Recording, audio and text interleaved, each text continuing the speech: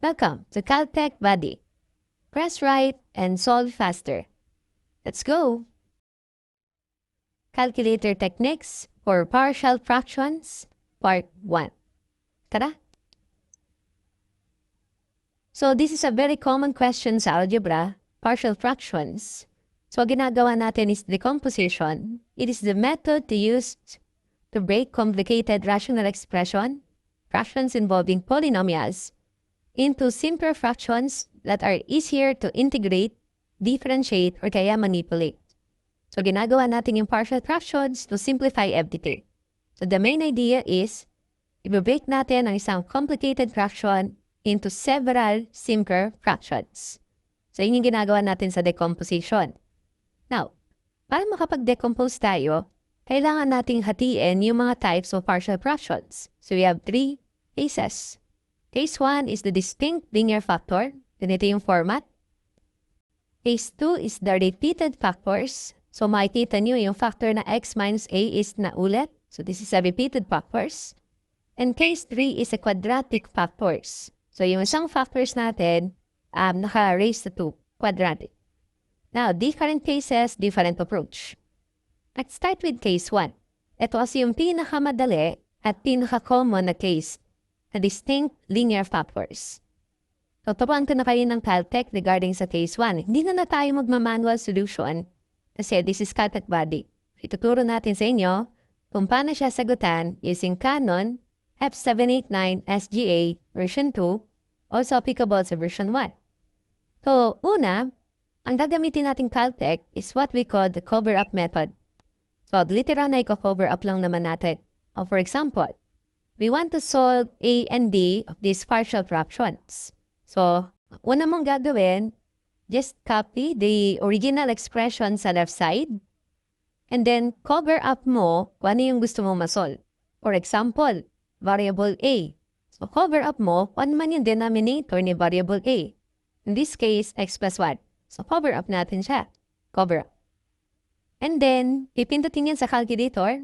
7x plus 5 over x plus 2.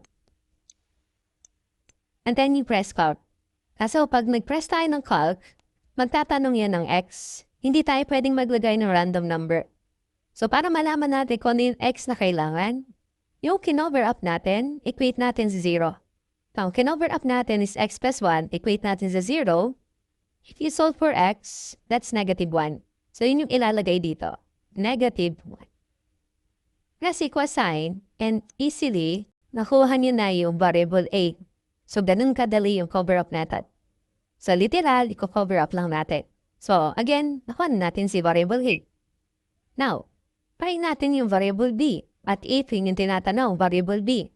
So, ulitin natin. Original expression, if you want to get variable b, cover up the denominator, x plus 2. Then, pindutin yung equation natin, then press calc. So, papilitan ko muna to kasi ang denominator is x plus 1. Now, pag nag-calc tayo, yung kinover up natin, equate natin sa 0 yon. So, x plus 2 yung kinover up, in-equate sa 0. Solve for x, lumalabas that's negative 2. Calc negative 2. And with that, makuha na natin yung b. So, pag sinimplify natin to into partial fractions, so yung a, palitan nyo na negative 2. At yung b, palitan nyo ng positive 9. So, ito na yung partial fractions. Mula sa 7x plus 5 all over x plus 1 quantity times x plus 2 quantity. Ito na yung kanyang equivalent partial fractions. At diba, mas madali siya. Try again para ma-practice natin yung cover-up method. So what if we have this scenario? So again, yung mga factors natin are distinct linear. So gagana at gagana yung cover-up method. So pindutin yung original expression sa left side. X plus 3. Then you have x plus 1. Then x plus 2. Depende sa gusto nating unang ma-solve. For example, I want to solve for a. So, cover up the denominator of a, which is x. So, try natin. And then, yung binura natin, equate natin sa 0. So, pag in-equate natin sa 0, yun yung value ni x. X equal to 0. So, calc 0. So, with that, makukuha na natin si A, which is 3/2. Repeat the process para makompleto lang natin, no? Now, we want to get B. So, let's cover up x plus 1. So, edit natin yung equation natin. So, cover up natin x plus 1. So, matitira na lang is x. It's x plus 2. And then, yung kinover up equates to 0. That's x equals -1. So, calc -1. And easily, makuha natin yung b, which is -1. And lastly, tunin natin si c, cover up natin yung x plus 2 in the original expression. So, cover up natin. So, matitira is x plus 1. And then, yung kinover up equates to 0. So, x equals -2. So, calc negative. And then, we will get c. So, ang daling kunin nung A, B, C using cover-up method. So, if we will simplify this, we have A to be 3/2, B puntang -1, and C -1/2. So, substitute mo na lang sila sa A, B, C, and then you have your final answer sa partial fractions. So, this is part 1 ng ating calculator techniques. Meron pa tayong part 2 and part 3. I-level up lang natin doon.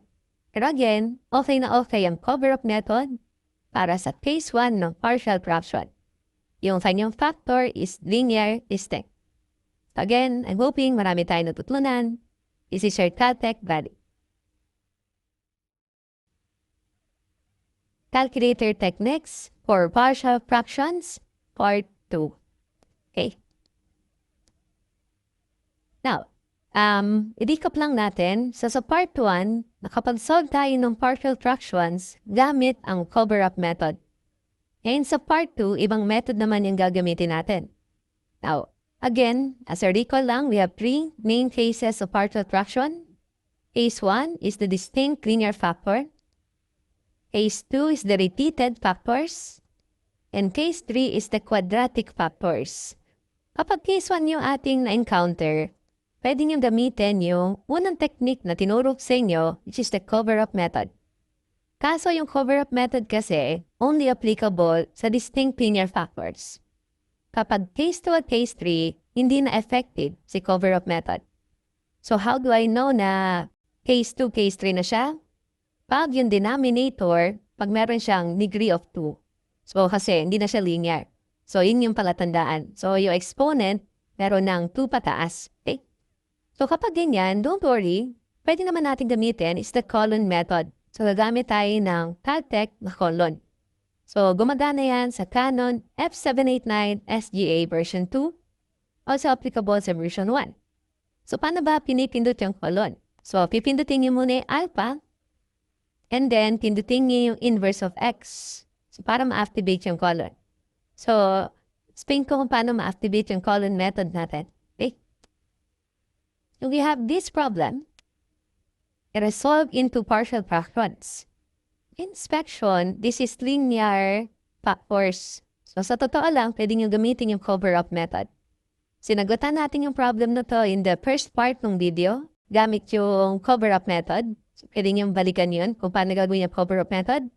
Pero in this case, try muna natin yung colon method para meron tayong alternative. Sa colon method, papalitan niyo yung A and B ng 1, and then pipindutin niyo siya sa calculator. So, yung A, gawin kong 1, kung magiging 1 over x plus 1, 1 over x plus 1. Then, yung second expression, nalagyan muna natin ng colon, alpha inverse colon. Yung B, palitan niyo rin ng 1. So, magiging 1 over x plus 1, 1 over x plus 1. Or sorry, x plus 2 na ito, x plus 2. Then, colon. And then, yung pangatlo is the original fractions dun sa left part of the equation. So, pipindutin nyo lang as is. They have 7x plus 5 over x plus 1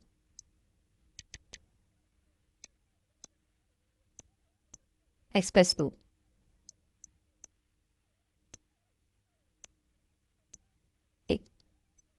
Now, mas madali yung cover-up method kaso limited siya. So, etong colon method, this is very good kasi kahit anong case, masasagutan niya. And anyway, hindi naman siya difficult, sanayan lang. No, pipindutin niyo lang correctly. Now, pag napindot na natin to, since dalawa yung unknown, dalawang beses tayo magkakalk. Magkakalk ka ng values of x na kahit anong number yan, for as long hindi magmamat error. So, press calc. So, since a and b nawawala, dalawang beses magkakalk. For example, ako ng value ni x na nilagay ko 0, tatanong na x0, any number is okay, basta hindi magmamat error. And then, see the result. So, lalabas 1 half, and then 1 half, and then 5 halves. So, those are the data. And then, calculate tayo ng pangalawa pang values for x. Any number is okay. So, in this scenario, nilagay ko naman 1. So, calc 1. So, the results are 1 half, 1/3, and then 2. Now, kapag meron na tayong mga numbers na to, pwede na nating makuha yung a and b. So, ang mangyayari lang dito, parang 2 unknowns, 2 equations. So, kunin mo yung mga numbers na lumabas. And then, kapag 2 unknowns, 2 equations sa calculator, mode 5, 1. So, you press mode, equation 5, and then 2 unknowns to equation 1. Pang i-annotate mo lang doon ay the coefficients. Ito mga numbers na ito. So, lagay mo 1 half, 5 halves, then 1 half, 1/3, and then 2. So, instantly makuha mo na yung a and b. So, yung unang lalabas dito is a, it should be -2. Ang halawang lalabas yung b, which is 9. So, yun, nakuha na natin yung a and b easily gamit yung colon method. So, pag sinimplify mo yung partial fractions natin, eto yung final answer. So, yung a, pinalitan ng -2, while yung b, pinalitan ng 9. So, this is very effective sa case 2 and case 3. Applicable din siya sa case 1. So, you have 2 ways. Pwedeng cover-up method or pwede rin namang colon method. Now, sample pa tayo ng isa para mas ma-appreciate natin. Yun talagang hindi pwede gamitan ng cover-up method. So, by the way, kung gusto nyo umalis sa equation ni Calcu, shift 9, 3 equal sign. Ay, para bumalik tayo sa default. Okay? Shift 9, 3 equal sign. So, para default. O, isa pang sample para mas ma-appreciate. So, ito, quadratic talaga. Okay? So, hindi siya pwede gamitan ng cover-up method. So, gamitan natin ng color. So, yung a and b, palitan natin ng 1. O, yung a muna. Input sa calculus. So, 1 over x plus 1. It's yung si a. And colon. Yung b, ganun din. So, quadratic na siya, no? So, 1 over x plus 1 quantity squared. So, di nagagana cover-up method yan. Then, colon. Then, sa third expression natin, yung original expression sa left side. So, we have 3x plus 5 all over x plus 1 quantity squared. Okay. Then, press calc. Kung tatanong ng x, any number, for as long na hindi mag-math error. So, calc 0, for example. And the results are 1, 1, then 5. Okay. Then, cut again. Another values for x. Di natin 1. Any number is okay. So, this time, this is 1 half, 1/4, then 2. Now, pag nakuha na natin yung mga numbers na yan, magiging 2 unknowns, 2 equations lang yan, mode 5, 1. So, you have mode 5, 1. And then, just input these numbers correctly. So, you have 1, 1, 5. Then, you have 1 half, 1/4, then 2. Okay. So, easily mo, 1 na natin yung A and B. So, ang A natin should be 3. While ang b natin is 2. So, pag sinimplify niyo siya, 3 over x plus 1 plus 2 all over x plus 1 quantity squared. So, again, This is difficult pag ima-manual pero using calculator techniques na tinuro ni Caltech Buddy, kayang-kaya mo itong sagutan. Practice na lang yung kulang. At hoping marami tayong natutunan. Ultimate calculator technique for partial fractions. So this is part 3. Tara! As a recap, so yung partial fractions, ang main idea niya is binibreak natin ang isang complicated fraction into several simpler fractions. Ito yung main idea ng partial fractions. Again, we have discussed na meron tayong 3 cases. Case 1, distinct linear. Case 2, repeated factors. And case 3, quadratic factors. Kapag case 1, tinuro natin sa part 1 ng ating Caltech, pwedeng gumana yung cover-up method. Pero kapag case 2 at case 3, ang tinuro naman natin dyan is the colon method. Na yung mga methods na yan, that's very good kung ang tinatanong is very particular na question. For example, find A, find D, o kaya find Z. So kapag tinatanong individual variables, yan talaga yung dapat gamitin. Cover-up method o kaya colon method. Pero, pag ang tinatanong is yung buong partial fractions, dun papasok yung ultimate Caltech. Ito yung pinakamadali pag ang tinatanong lahat. Okay? So, sir, paano siya papaganahin? So, again, ang colon method is alpha colon. Ay para gumana, alpha inverse. Yan yung sa colon method natin. Pero sa ultimate Caltech kasi, ang gagamitin natin is yung mga choices. So, ito na yung best Caltech, no? So, 2 step lang naman ito. Okay, step 1. Pipindutin lang natin yung original fraction. And then, ang gagawin natin, simply i-divide natin ng choices.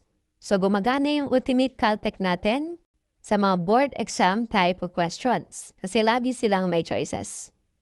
Kung wala namang choices, kunyari college exam, gamitin nyo na lang yung ultimate Caltech pang checking ng final answer ninyo. So, at least, mache-check nyo agad kung tama. So, maganda ang gamitin yung Caltech na ito. Okay, second step is you press Calc. Kung tatanong yan ng variable, kung variable x yung nilagay mo, variable x, and input any unique number. Any number is okay, preference lang yung point 1. Manalaman nyo na tama yung choices na pinili nyo kapag nag-equal sa 1. So, ganun kasimple yung ultimate Caltech. Ginagamit yung choices. Okay, let's try. Sinagutan natin to using cover-up method and also sinagutan natin yan using colon method. Pero this time, ang gagamitin natin yung ultimate Caltech, which is calc. So, pipindutin nyo lang yung original fraction as is. So, pindot sa calcu correctly. 7x plus 5 all over x plus 1 multiplied by x plus 2. Then, sa denominator niya, use the choices. Pag nag-calc tayo, kailangan mag-equal sa 1 yung result. So, let's try to assume kinalc natin yung A, B, at C. Hindi siya nag-equal sa 1. So, try natin yung letter D. So, negative 2 over alpha x plus 1 plus 9 over x plus 2. Okay, so we're testing letter D. Press Calc, tatanong ng x any number. So, for example, 0.1, and see the result pag nag-equal sign. So, pag nag-equal sign tayo, lumalabas equal sa 1. So, therefore, tama yung letter D. So, this is the best Caltech. Kapag yung tinatanong partial fractions, tapos may choices. Okay. Ito pa. Nagutan natin to in the previous videos, ginamitan natin to ng colon method. Kasi yung factor niya quadratic. Pero using calc method, mas madali. Okay. So, same procedure, pindutin yung original expression, 3x plus 5. It's original fraction over x plus 1, quantity squared, divide ng choices. So, trial and error lang talaga yan. So, let's assume na trinay na natin yung letter A, B, at D. So, hindi siya nag-equal sa 1. So, i-test natin sa letter C. So, you have 3 over x plus 1 plus 2 over x plus 1 quantity squared. Okay? Then press cop, any number. So, kahit hindi 0.1, sabihin natin 0.7 naman para maiba lang. Press equal sign, still, mag-1 yan. Kasi nga, equal lang yung numerator at denominator. So, letter C. So, hindi na natin kailangan ng colon method kung ganito yung scenario. Okay, last. This is difficult pag imamanual natin. Pwede gamitan niya ng colon method, pwede gamitan ng cover-up method. Pero the ultimate is the calc method. Okay? So, again, pindutin yung original fraction as is. So, 2x plus 3 over x plus 1, then x plus 2. Matagal-tagal to sa cover-up method tsaka sa colon method. Gamit yung ultimate caltech, mabilis na. And then, use the choices. Let's try to assume na trial and error na natin lahat. We have tried letter B, C, D. Hindi naman siya nag-equal sa 1. Try natin yung A. So, you have 3 over 2x minus 1 over x plus 1.